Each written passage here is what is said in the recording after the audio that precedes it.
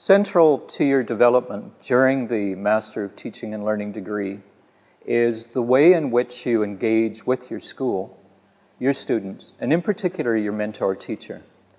Your development is largely going to be, you will identify it, will be associated primarily with your own classroom school experiences.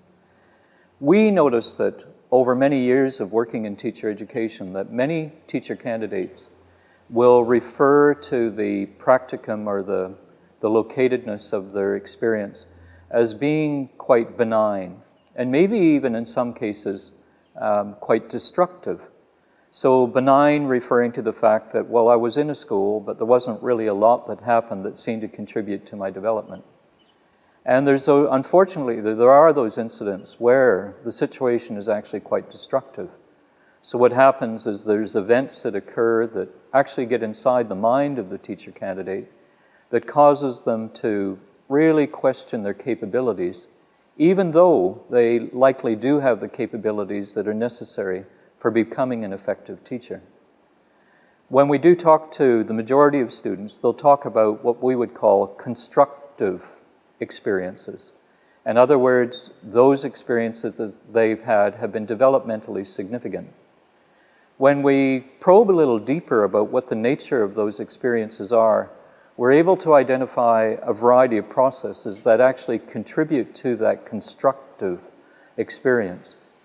And a lot of it comes from primarily really open and clear communication between the teacher candidate and the mentor teacher. So rather than the teacher candidate being passive, the teacher candidate is quite agentic and communicative and open to communicating about what the intent of the practicum is. So within the Master of Teaching and Learning, each phase of the program has a particular focus, and it is imperative that the teacher candidate clearly communicates what the phase focus is to the mentor teacher. Get into the specifics of what the requirements are, and get into the specifics about what the overall theme of that phase is. And then, once that's done, identify what are some of the processes that can be put in place to try to ensure that those are fulfilled. An uncommunicative and a clearly unplanned practicum is not going to provide the developmental sequence that's necessary. In communication with your practicum teacher, identify what she or he might be looking for in your teaching. Identify the areas that you see as necessary for your own development. Ask to be put into situations where you can be challenged. Don't look for the soft options. Be accountable for your own actions. Seek feedback as necessary.